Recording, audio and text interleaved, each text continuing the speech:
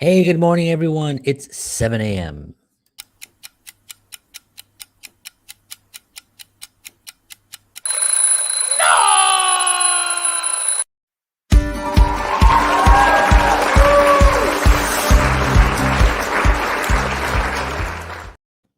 Hello, hello. Good morning, lovelies. Hope everyone is having a wonderful morning out there. It is 7 a.m. It is Friday, February 5th, 2021. It is 7 a.m. As I mentioned, my name is John Henry Soto, and welcome to the show today. I've been having a ball actually doing this the last couple of weeks. Um, I decided to try to figure out, like, okay, so what's something that I can talk about that would be helpful and that would actually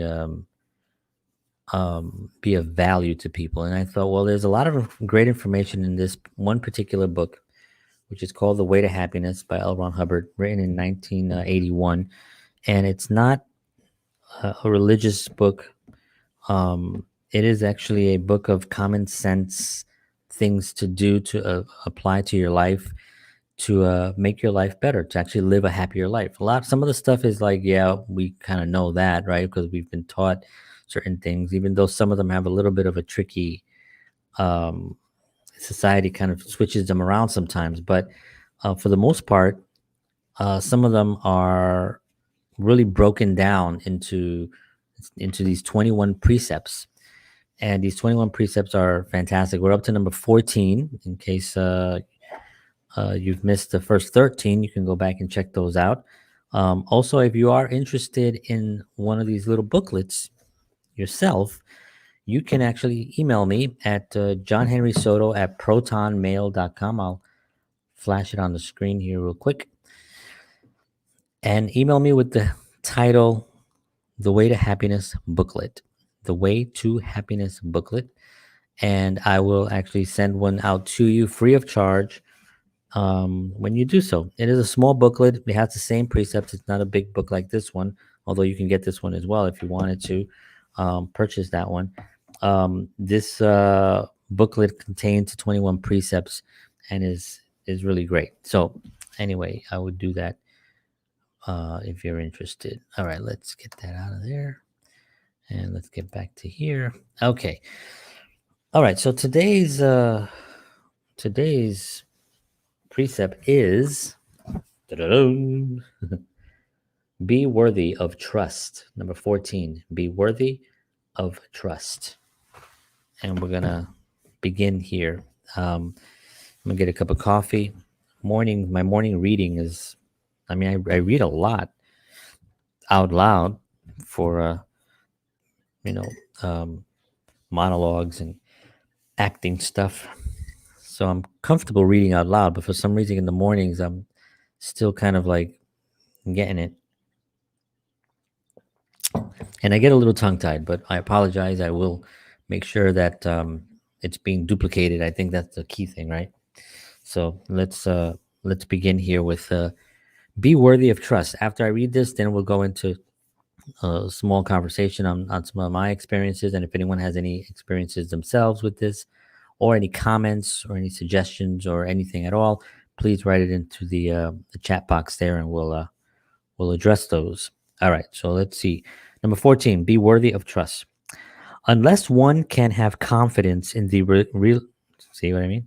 Unless one can have confidence in the reliability of those around one, about one, he himself is at risk. When those he counts upon let him down, his own life can become disordered and even his own survival can be put at risk. Mutual trust is the firmest building block in human relationship. Without it, the whole structure comes down. Trustworthiness is a highly esteemed commodity. When one has it, one is considered valuable. When one has lost it, one may be considered worthless. One should get others around one to demonstrate it and earn it. They will become much more valuable to themselves and others thereby.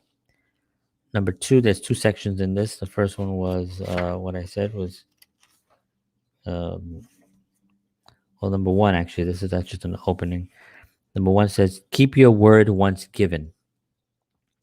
14-1. When one gives an assurance or promise or makes a sworn intention, one must make it come true. If one says he is going to do something, he should do it. If he says he is not going to do something, he should not do it. One's regard for another is based in no small degree on whether or not a person keeps his or her word. Even parents, for instance, would be surprised at the extent they drop in the opinion of their children when a promise is not kept.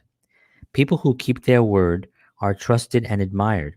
People who do not are regarded like garbage. Those who break their word often never get another chance. A person who does not keep his word can soon find himself entangled and trapped in all manner of guarantees and restrictions, and can even find himself shut off from normal relations with others. There is no more thorough self exile from one's fellows than to fail to keep one's promise once kept. One should never permit another to give his or her word lightly, and one should insist that when a promise is made, it must be kept. One's own life can become very disordered in trying to associate with people who do not keep their promises. It is not a casual matter. The way to happiness is much, much easier to travel with people one can trust. All right, so that is number 14. And a very interesting one, right? He says people who keep their word may be considered as who do not keep their word may be considered like garbage, which is kind of harsh, right? But it is an important thing to realize. Um, and I've experienced it. I mean, I've done it. I've dropped the ball many times on certain things, um, trying to keep my word. Okay, I'm going to do it. My intention was really to do it, and I didn't get it done. For the most part, I communicate when things don't go. I said I promised I was going to do this, and I can't do it right now. I don't just like not do it and then not communicate. I do communicate and say this is not happening right now. Um, but still, I feel terrible about it. And I just had a recent situation where it's a little bit of a balance act because this was kind of an unpleasant situation, and that I caused. That I was, trying to make the damage and to repair the damage on this. But again, there's also other factors that came into this situation. But I was supposed to be somewhere at a rehearsal, and it was the day it snowed. Not this big snow when it was last week. It snowed just a tiny bit, and I had scheduled something for Tuesday, and I decided, well, you know what? Why don't we do it on Thursday? But what I didn't do was to finalize that Thursday rehearsal and say, listen, for sure, we are not rehearsing on Tuesday. We are rehearsing on Thursday. And I did not do that part. I asked the question about whether we're doing can we do Thursday instead? The person said yes, but I didn't finalize that. And I messed up. I didn't finalize with the studio either. And I messed up, you know. So, granted, there's other factors that came into play afterwards, but trying to make up the damage, I'm definitely was willing to pay for the studio time coming up, the one that we missed, plus the one that we would be doing, pay for all sides of the studio time, pay everyone's portion, I should say, since we split it. And but I'm not, that chance hasn't come about yet. There was a little bit of anger on the other side of that, so I'm still kind of repairing that. But it was a word. I kept my word. I did not keep my word. I gave my word I was going to be there, and I did not, and I screwed up. Um, and unfortunately, sometimes, like he says here, people regard you as garbage. So am I regarded as garbage right now because of this? Well, trying to repair it, I think what you do afterwards really goes a long way. um, but trust goes down. Trust goes down. Now, I'm not sure if I'm going to be given a second chance, right? It might be a little tricky. I don't know.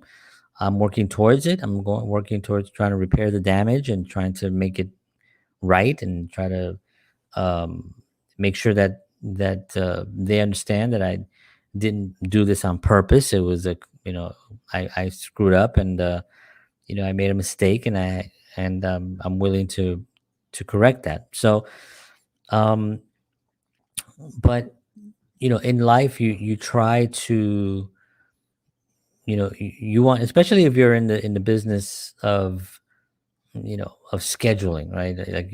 Like for me, my life is a schedule, right? Everything is scheduled.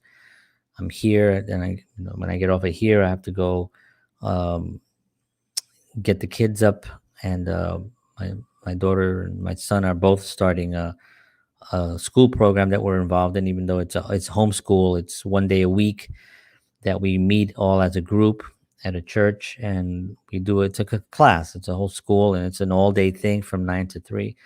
So that's a schedule. Then when I'm done there at 3 o'clock, I have to come back home, and I have to do my live streaming that I do on other platforms, and that goes from 4:30 to 6 p.m. At 6 p.m., I'm having dinner. So my life is a schedule. So when I drop the ball, or if I try to squeeze somebody into it, whether it's a phone call, even a phone call is really difficult sometimes to schedule. And I just would rather just have a email conversation or a text conversation than to have a phone call conversation. Then it's not that I don't that it's an anti communication thing. I like communicating with people, but sometimes when you get on the phone with someone, it becomes more of a, and unless the conversation is that, if it's a business conversation, I like to get on the phone and go, hey, how you doing? Good. All right, so here's what's happening. Blah blah blah blah blah. Boom. But sometimes it'll be like, hey, yeah, so how's the crazy snow out there? Oh, what's going on? Yeah, what's up with this thing? And then and you get, how the kids, everybody's fine. And then you're adding time into it when sometimes I really don't have the time. It might sound ridiculous being in the current situation that we're all in right now, but that's what happens, and that's what I've set up for myself. So if I drop the ball on something, it's very bad. It ruins a lot of things, and trustworthiness is something that's valuable to me. So I'm always constantly trying to not ruin that, and especially when you're dealing with other artists, artists, myself included, can be rather sensitive about certain things, especially when it comes to the create of an art or something. Um, and we have a tendency to maybe some of us, not all of us, I do sometimes, maybe get a little, uh, maybe react a little bit irrationally based on that, and do I give people a second chance? Absolutely, absolutely. I never regard anyone unless they're constantly doing it and have done it more than 3 times. After that, then it's obvious, But I give people opportunities? Absolutely, I do. I don't. I'm not. I don't like to cut people out unless I really think that they're off the rails and their presence in my life can be damaging to me. You know, if having someone, even if their viewpoints are so off the rails that I really don't find any reason for me to communicate with them. Um, it's okay not to communicate with someone, by the way. It's okay if you don't want to actually communicate with a person. You're doesn't make you antisocial. It doesn't make you grouchy. It makes you realize that that person does not provide the value that you feel you need in your life.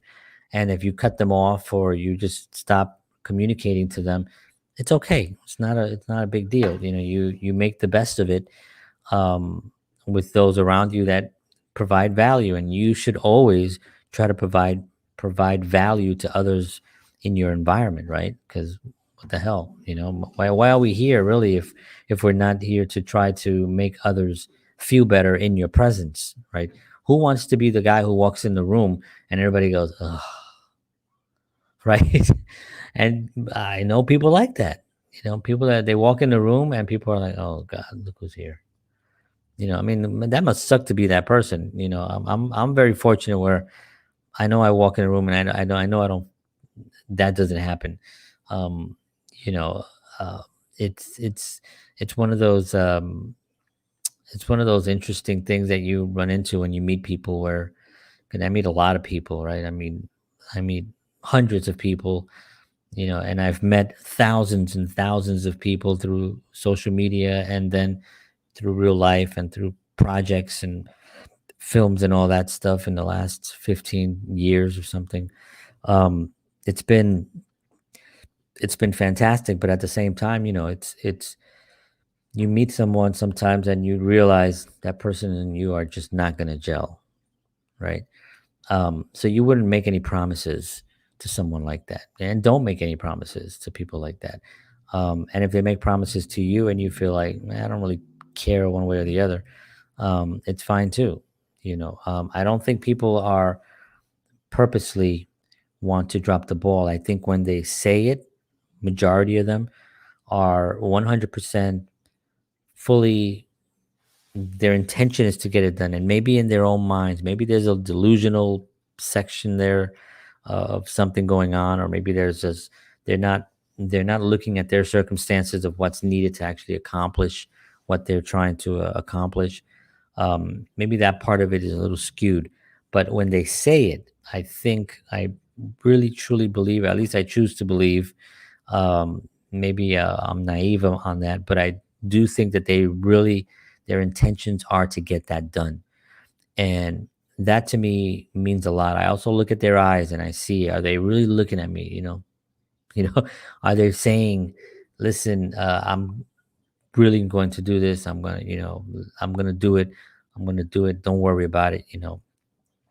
And if I look at them and um, they're going to do it, or I feel like their intention is really in the right place, I will give them the benefit of the doubt, and I will trust them. And I've learned myself, and this is something that I've learned not long ago, actually, that I try to make. I'm the same way. I feel like I can accomplish pretty much anything, and so when I'm asking, or when I'm telling someone what I'm going to do, I go in it with the 100% um, decision that I'm going to do it. Now, sometimes life throws you curveballs, and you have to swerve around certain things, and there are barriers, and those things kind of happen. And then at that point, you have to try to figure out how you're going to keep moving forward, right?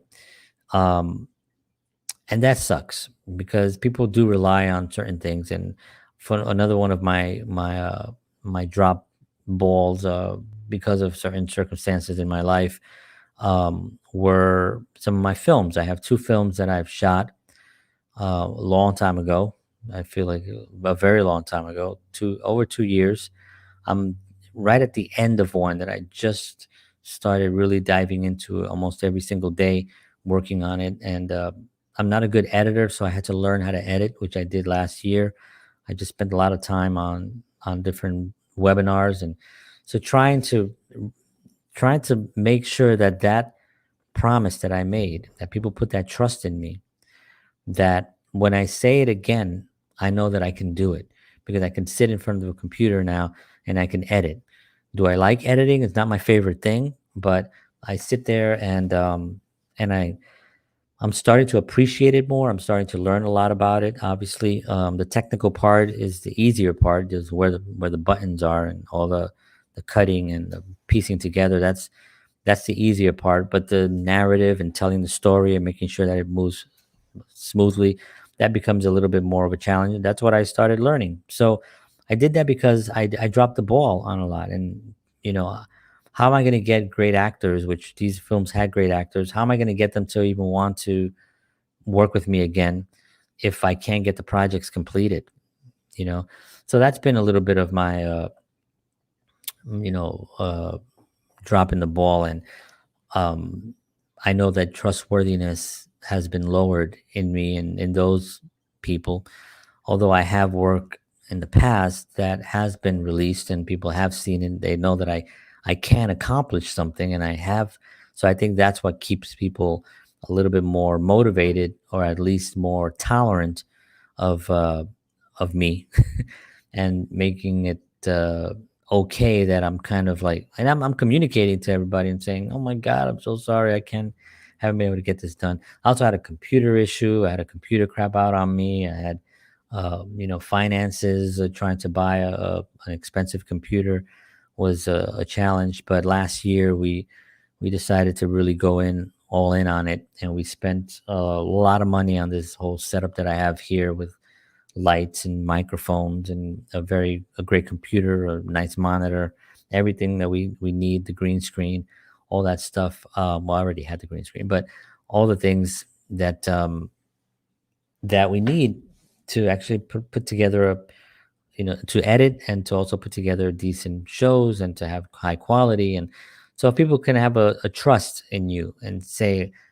listen, I'm doing this short film, would you like to be in it? you know and they see in the past, they'll see all the stuff, they'll, a lot of these are on IMDb, and they're basically, the dates are on there and there's no release. I have to update those with the posters now. um that I'll do that soon. Um but yeah, so I mean, I think having the awareness to know that you've dropped the ball and that you actually have to make up that damage, I think is really goes a long way, to not be considered garbage by others because you didn't keep your word. That's a very important thing. So awareness level, know where you are, really be able to look at yourself and say like, am I in the right place? Am I doing the right thing? Am I blowing smoke up people's butts by promising them things that I know I can't deliver? Look at yourself and understand where you are. Can you do that? Not that you don't want to do that, but do you have the capability of doing it? That also becomes a big factor. um, I right now have the capability of doing all of it. I'm working towards making up a lot of damage and finishing these films and submitting them to festivals, and then setting up another one and editing that one quickly, and just to prove that I can actually shoot, edit, and get things done within a couple of months rather than a couple of years. And that's where my goal is right now, to get that accomplished. So I feel very fortunate that I have this information in this book, The Way to Happiness by L. Ron Hubbard from 1981. That gives me a lot of these tools that I apply to my life. There's 21 precepts in here that I'm going over. So today we did number 14. And trustworthiness. I didn't realize I had so much to confess in that area, but there's probably a lot more too. Yeah, I do have a lot more actually, now that I think about it. But let's go into that's our talk for this evening. For this morning. Thank you everybody for tuning in. Have a great weekend. I do this Monday through Fridays, so on Monday morning I will be back, and Monday we're going to be tackling this one, which is number 15, fulfill your obligations. So I kind of went into that a little bit today, unknowing that this was going to be the next one. I don't know them by heart, how the order that they're in. So I kind of talked a little bit about that. So I'll go into some other examples, and if anyone has any ideas or any examples of their own on that, just send me put it in the chat box there, or I'll see you on Monday and we'll talk about fulfilling your obligations and why that's such an important thing to have a happier life. Okay, folks, thank you very much. Have a wonderful weekend out there.